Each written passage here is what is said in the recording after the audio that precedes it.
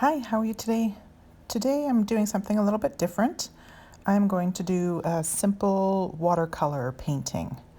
I'll only be using two brushes, a round number 5 for the petals and a round number 2 for the stem and leaves. And I'm using a fancy plastic lid as my palette. So only 5 colors today. I'll be using crimson and ultramarine blue for the petals. I'm hoping that they kind of stay blue and red and then blend together for purple.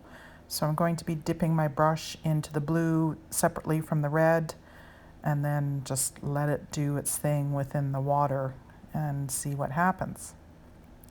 So I am doing a wet on dry technique. I start by adding or putting down just 3 little dots of the 2 paints that are mixed together on my brush,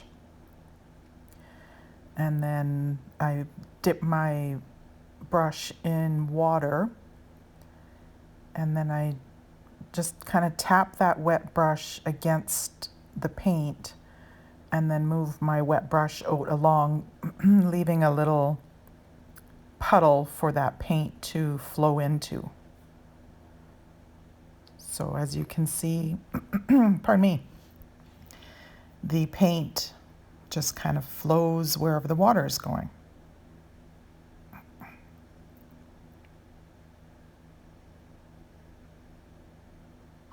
So this is sped up, I think, 2.5 times.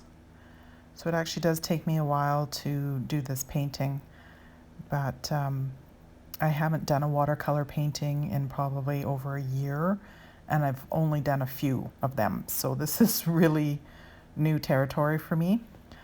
I did look on YouTube and found a great channel, and this is pretty much exactly what she taught in her video. I found creationsceecee.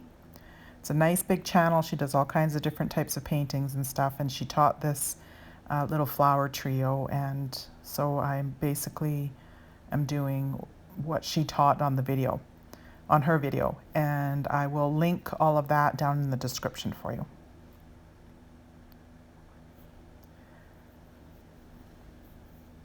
So I just keep going back and forth with the paint and the water. If you see that there's nothing going on for a little while, it's because I'm trying to figure out how much water I need. I don't want too much water that it's going to be running everywhere and then my color bleeds out of shape or out of composition, but then also not enough water, the paint doesn't move at all. So trying to figure out how much water I need for this. And of course, not enough is better than too much because you can always add it. I'm just slowly adding water to it.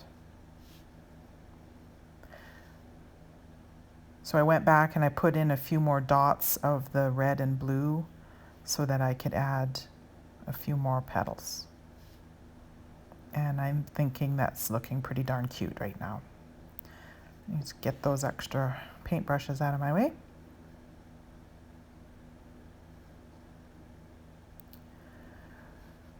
So I specifically looked for a video, a tutorial on this style, the wet on dry.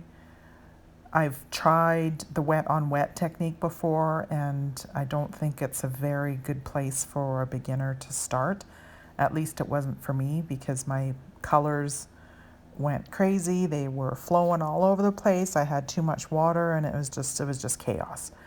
This is a little bit closer to acrylic painting. You have a little bit more control over where your colors are going by slowly adding the water to the paint and not the water and then the paint and water together.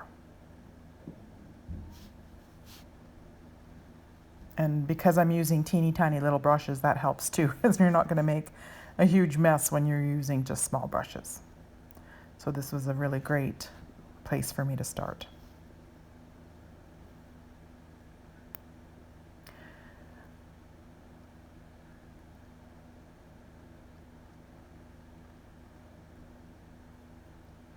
Another good thing about this technique is that my paper's not warping. When I tried watercolor painting before using the wet on wet technique, I found that my paper warped quite a bit. I was probably using way too much water at the time. I'm not sure what level or quality of paper I was using. I have 2 pads of watercolor paper, and they're both 300 gram paper, which is pretty decent paper. Usually they ask you to use 200 grams or more, and these are 300 grams, so it's even heavier paper. So I must have been using buckets of water to have my paper warp like that. But in this style, it's not warping at all. It's going really nicely here, and I'm quite enjoying the process of just slowly adding the water and watching the paint, spread out. So I am using Reeves paint.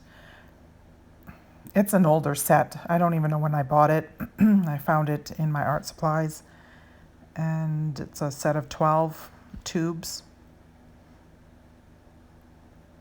And the paper that I'm using is Artist Loft Level 2 300 gram heavyweight paper. I have a 9 by 12 pad of it, and I just use my paper cutter and then cut the paper in half because I wanted a smaller sheet to work with. So I just go back in a little bit with my color and just go through the centers of the flower just to get some more color saturation towards the center. I don't mind. I like that they're kind of fading out towards the ends of the petal, but I want the centers to be quite saturated. And then I'm using burnt umber to make little dots in the center, just for the center of the flowers, little stamens in there.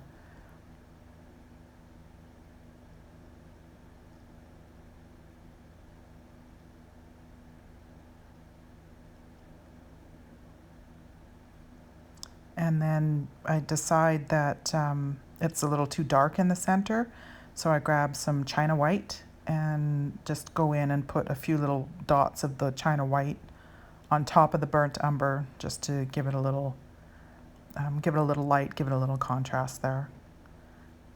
And then using the sap green and my number 2 round brush, I go in just to paint some simple stems and a few little simple leaves.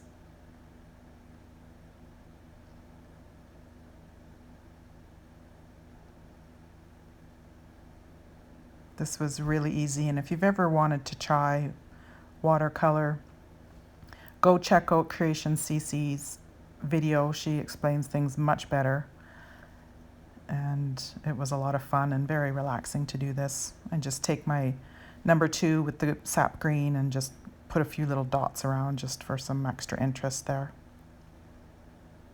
And that's pretty much the end of it. I will bring you in for a close-up. I hope you enjoyed watching this video, something a little different, and thanks for watching.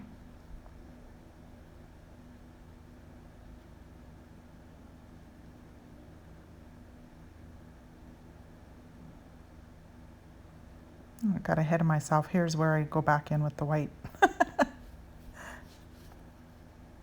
Don't have my glasses on. I can't see what I'm doing. There we go. Anyway, thanks again for hanging out.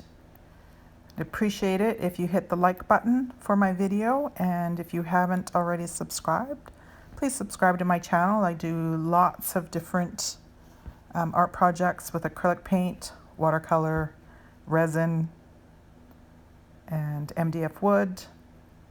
Thanks for hanging out. Have a good day. Bye.